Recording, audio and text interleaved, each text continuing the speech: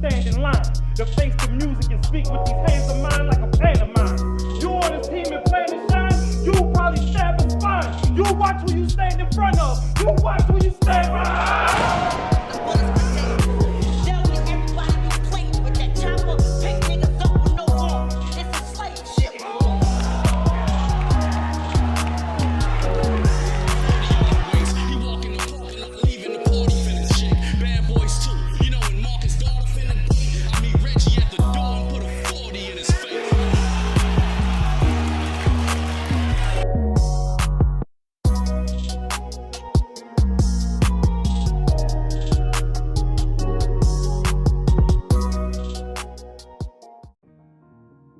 Cortez is one of the best rappers in the battle rap culture. Alongside his effortless flow switch-ups is his fierce nature in breaking down his opponent.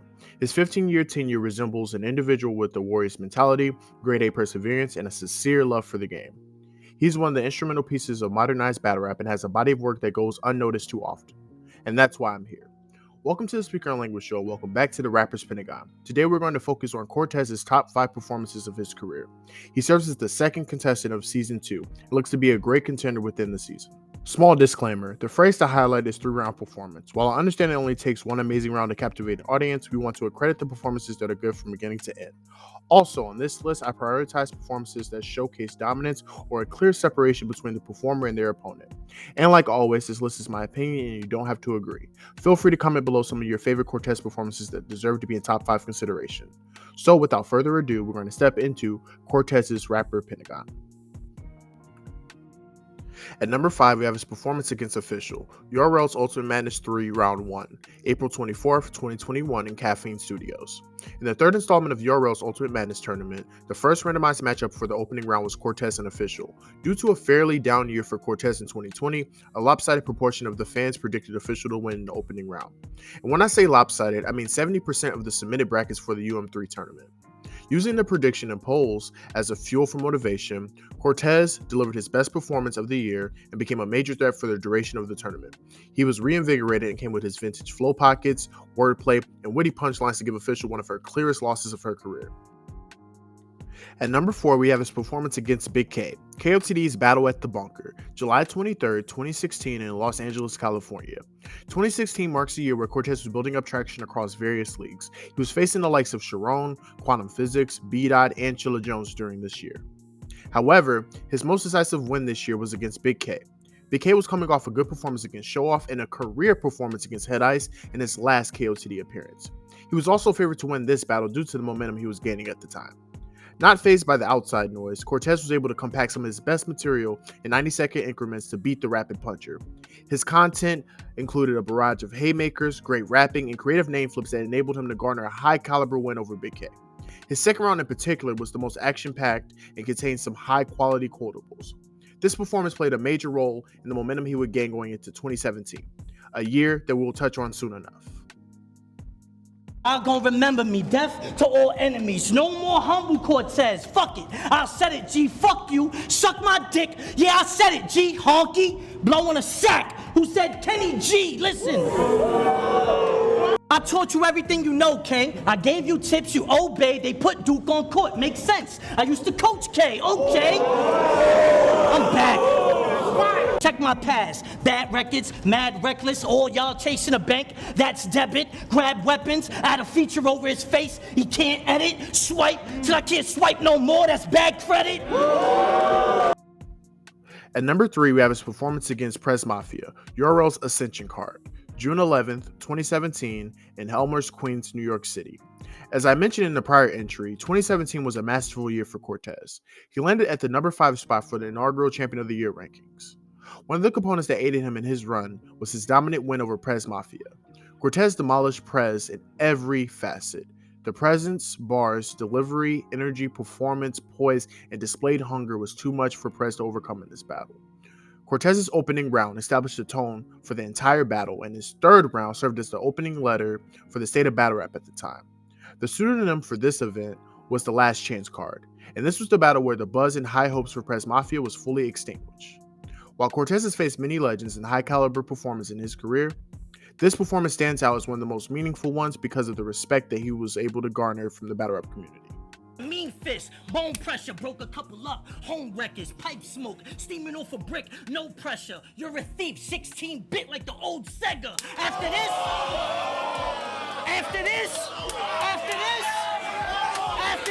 he the one next to blow. Well, cool. I got a rope for that. They said keep your eye on the prize. I got a scope for that. About the Trump prize, like fuck 'em. I ain't vote for that. Mr. Hide my bars. Well, good. I got a vote for that.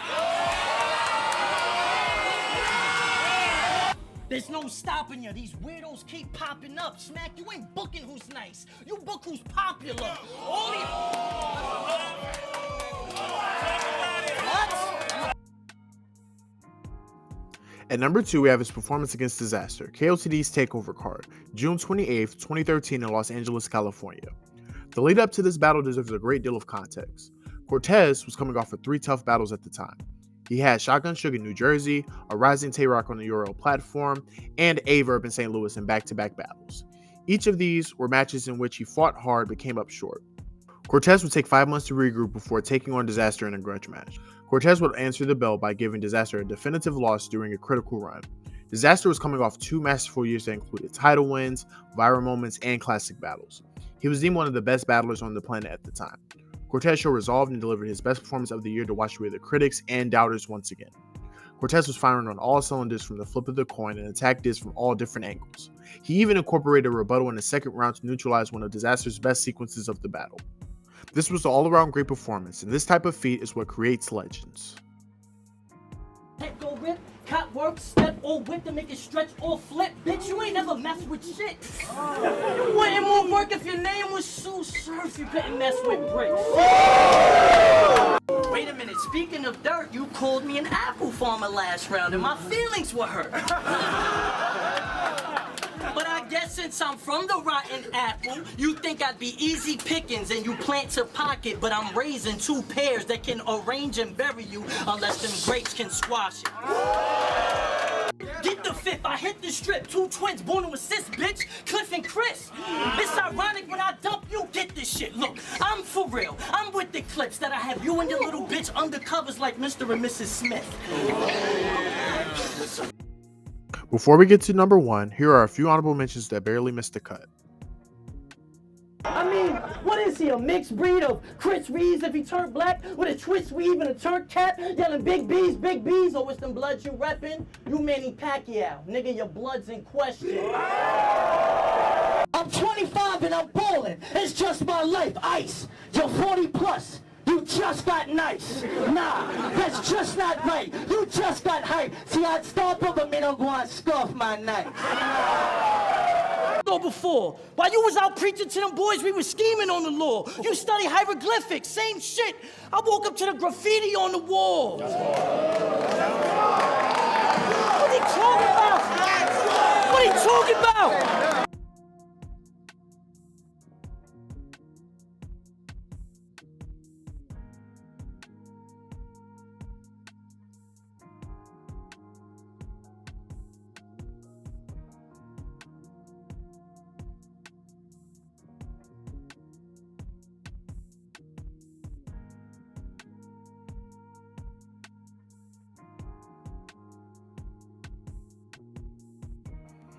At number 1, we have his performance against Hallahan, KOTD's Blackout 2 card, January 21st, 2012 in Toronto, Ontario, Canada.